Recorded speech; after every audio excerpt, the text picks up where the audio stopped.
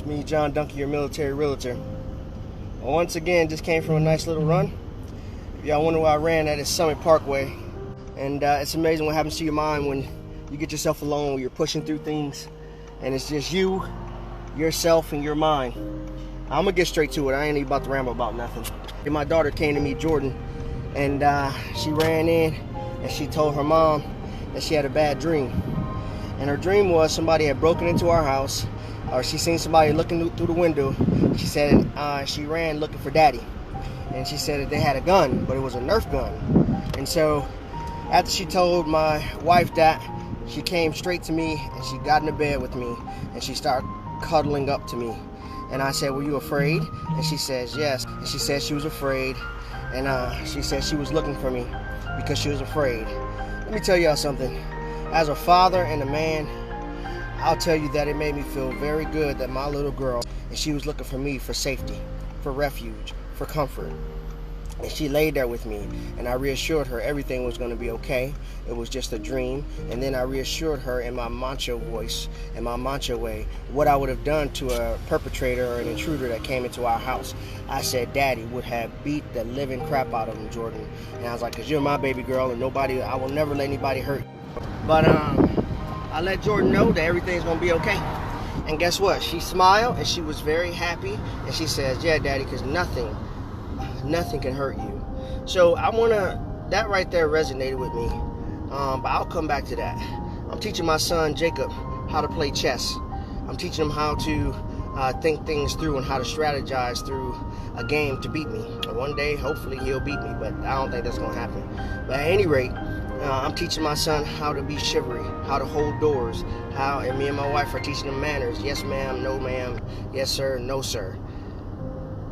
Then I started thinking to myself, this morning, something came over my spirit and said, commit yourself to your children. Commit yourself to your children. Commit yourself to your children over and over and over and over and over again. Commit yourself to your children. And I started thinking that, we buy all kinds of technology and cars and phones, and we invest our time into things that really don't matter, that we're going to want the next best thing. But one thing that we have, if you are a parent, if you are a foster parent, or you adopted a child, is that we only have one child, and they have one mind.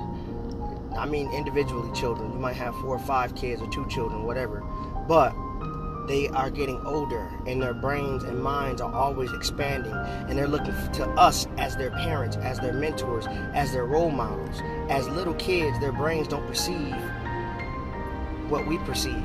What they see is mommy, daddy, aunt, uncle, whoever you are to that child, they see you as that person. And if you're not giving them or investing your time into them, something else will get their attention. I'm looking on Facebook and looking at society, that people are looking at these kids and they're saying these kids are losing their minds.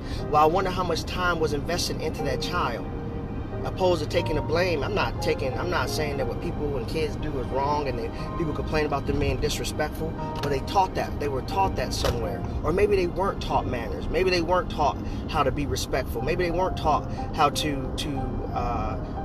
be respectful towards their elders. When you buy a cell phone, it costs thousands of dollars nowadays, and you pay that bill every single month. What are you investing in your kids? How much time are you spending with your children? I'm guilty of it. I don't want to sound like a hypocrite. The same thing that I'm talking to takes time away from my kids. The same thing that I'm talking through right now, this phone, Galaxy Note 8, it takes a lot of time away from my children.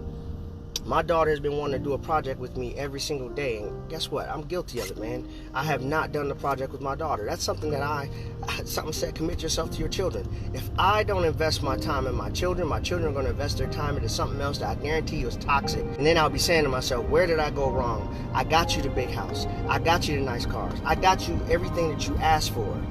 But it's one thing that I did not invest into my children. I don't want to be that person. That one thing is time. Invest your time into your children. And if you don't have kids, invest your time in yourself. Make self-improvements in your life. Get up off the couch. Get off of Facebook. Get off of Instagram. Get off of Snapchat. Read a book. I'm right now on leave for 2 weeks, and what I'm dedicating myself is to read a book, to finish reading a book. Whatever we are investing in, we put our time in. But I am dedicating myself today to be a better parent, to be a better father, to be a better husband, to be a better man, to be a better human to society. Some of you all are going to just block this out, don't want to listen to it because it's not funny, because somebody's not getting hurt, because somebody's not bashing someone, because someone's not talking hate or talking about politics or talking about the president or talking about global issues.